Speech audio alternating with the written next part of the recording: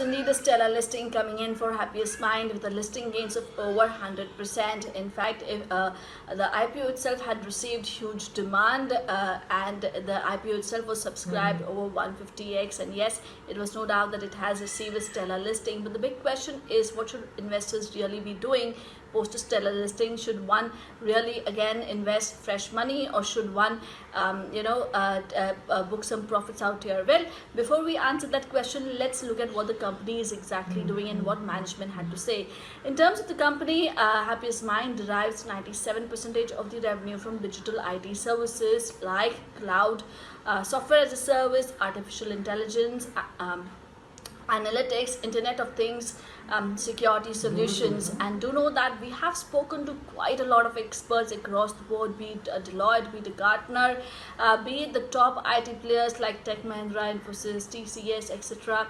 And all the top IT experts and management do state that post-COVID, the acceleration and the adoption of technology has only increased, and we are seeing huge amount of demand coming in, especially for the digital part, for the new technologies like cloud, software as a service, artificial intelligence, data analytics, as well as Internet of Things are likely to only see increased demand going ahead. And this is exactly where Happiest Mind is present. EdTech, high-tech, BFSI, travel, media and entertainment, these verticals contribute nearly around 17 to 20% each. The company's financials have been improving. They after a bit amount of loss in the just 2 years earlier, the company's profit has been at 50 crore for first quarter of FY21 versus a 70 odd crore for FY19 itself. There was strong ROE of 30 odd percent and high free cash flow as well. Management also is fairly very good, because Mr. Ashok Soota, who's the promoter, founder, as well as the executive chairman, well, he was also the founder of Mindtree, and he got it listed. So from that perspective also, we're seeing a very strong management quality coming in there. Management, when they spoke to ET Now, they clearly stated that we need to distinguish between IT services as a whole and the digital part of the IT business, because the digital part is where Happiest Mind is deriving huge amount of the revenues, which is nearly around 97%, and that is growing at a far higher pace of nearly around 20% versus the traditional players, which are growing at around 8 to 10%. He also mentioned that they have very little exposure in the travel and hospitality segment, which has been worst impacted, and this company has not been much impacted on account of COVID.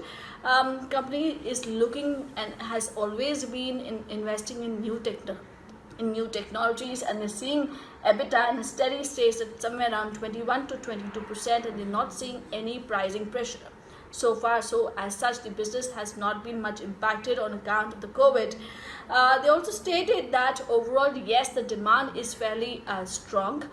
In fact, now when you look at Happiest Mind from this perspective, from the potential that it has, from a growth potential, and then if we look at the valuations, then maybe this is one company which certainly should be on their radar.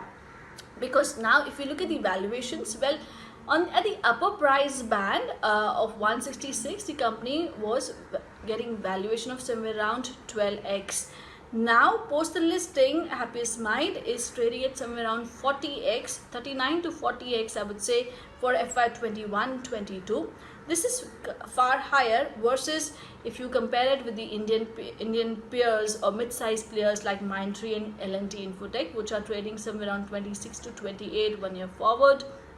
If you again compare it with global companies like EPAM and Globant, they trade somewhere around between 40 to 50x on a 1 year forward. So if you even compare it with the mid-sized IT companies as well as the global companies like EPAM and Globant, well, Happiest Mind, certainly valuations have definitely run up. But again, these are not true comparisons, because the traditional IT players in India versus them, Happiest Mind derives 97% of the revenue from the IT services, and global companies, they are far bigger in scale and size, and hence they're not the true comparisons. So yes, from a valuation perspective, it is certainly high, but from the potential in terms of growth and what it could give over the next 5 to 10 years, investor would want to certainly keep Happiest Mind on their radar.